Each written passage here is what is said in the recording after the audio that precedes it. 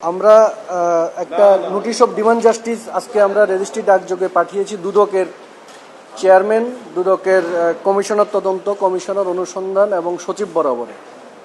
আমরা এই notice of demand for জাস্টিসে আমরা 15 আগস্ট 2024 প্রথম আলো পত্রিকায় একটা নিউজ প্রতিবেদনকে উপলক্ষ করে আমরা দুদকের কাছে প্রয়োজনীয় ব্যবস্থা গ্রহণের জন্য আমরা অনুরোধ জানিয়েছি।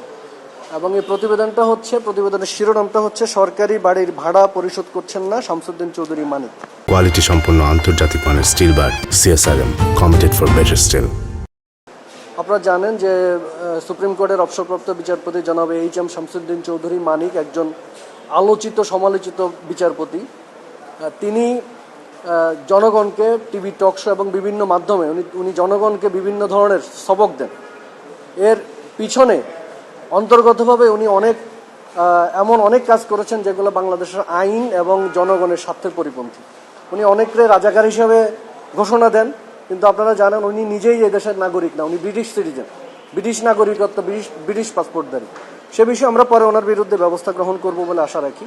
এই প্রতিবেদনে বলা হয়েছে উনি গুলশানের 35 নম্বর রোডে একটি সরকারি বাসা বরাদ্দ নিয়েছেন 2012 সালে এবং উনি অবসরে গিয়েছেন 2015 সালে। 2016 সালের এপ্রিলে উনি বাসাটা ছেড়ে দেওয়ার কথা, কিন্তু উনি ছাড়েননি। নোটিশ দেওয়ার পরও উনি ছাড়েননি, উনি ছেড়েছেন 2016 সালে।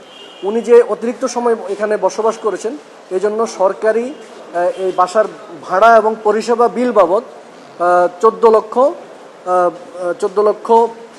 লক্ষের বেশি টাকা উনি সরকারি বাসা ভাড়া এবং পরিষেবার বিল পরিশোধ না করে উনি সরকারি কোষাগারের অর্থ আত্মসাৎ করেছেন।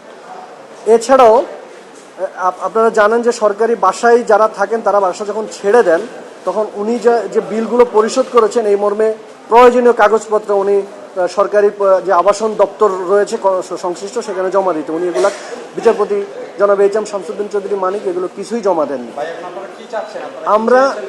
আমরা এই রিপোর্টকে কেন্দ্র করে আমরা দুদকের কাছে আমরা notice of demand for justice প্রেরণ করেছি। আমরা দুদকের কাছে অনুরোধ করেছি এই যে সুনির্দিষ্ট দুর্নীতির অভিযোগ, এই অভিযোগের প্রেক্ষিতে অবিলম্বে ওনারা 7 দিনের মধ্যে, নোটিশ পাওয়ার 7 দিনের মধ্যে ওনারা যাতে অনুসন্ধান কার্যক্রম শুরু করে এবং প্রয়োজনীয় ব্যবস্থা গ্রহণ করে।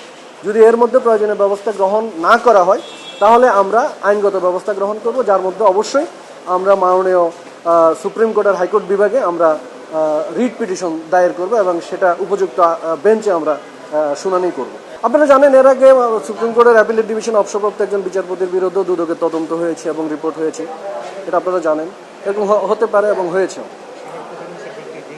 এবং সাবেক প্রধান বিচারপতি যাকে জোর করে বাংলাদেশ থেকে তাড়িয়ে দেওয়া হয়েছে ওনার বিরুদ্ধে দুদক ব্যবস্থা গ্রহণ করে এবং তার সাজাও হয়েছে। এখানে আমি একটু অ্যাড করি, আমাদের আরেকটা উদ্দেশ্য হচ্ছে, আপনারা জানেন বাংলাদেশে হাজার হাজার কোটি টাকা দুর্নীতি হয়েছে। এই হাজার হাজার দুর্নীতির টাকা যদি সরকার আবার কোষাগারে ফিরিয়ে না নিয়ে আসতে পারে, এই টাকাগুলার বোঝা আমাদেরকে বইতে হবে। এটা শুধু দুর্নীতির টাকাই না, যেই টাকা দেশ থেকে পাচার হয়ে গেছে এইভাবে প্রত্যেকের জায়গা থেকে এখন এগিয়ে আসার সময়। যদি এই টাকাগুলাকে ফিরিয়ে আনা না যায় তাহলে এই ঋণের বোঝা এবং আগামী দিনের যে অর্থনীতির আমরা সম্মুখীন হতে যাচ্ছি একটা বিপর্যয়, সেই জায়গা থেকে আমরা যদি দুর্নীতির টাকা এবং পাচার হওয়ার টাকা ফিরিয়ে আনার জন্য কোনো উদ্যোগ না নেই তাহলে কিন্তু আমাদের জন্য আরো খারাপ সময় অপেক্ষা করছে। সেই জায়গা থেকে আমরা মনে করি বাংলাদেশে যে সকল টাকা দুর্নীতি হয়ে বিভিন্ন জায়গায় পড়ে রয়েছে বা পাচার হয়ে গেছে সেই জায়গাগুলো যেন সরকার ফেরত পায়, এটাই হচ্ছে আমাদের একটা গুরুত্ব।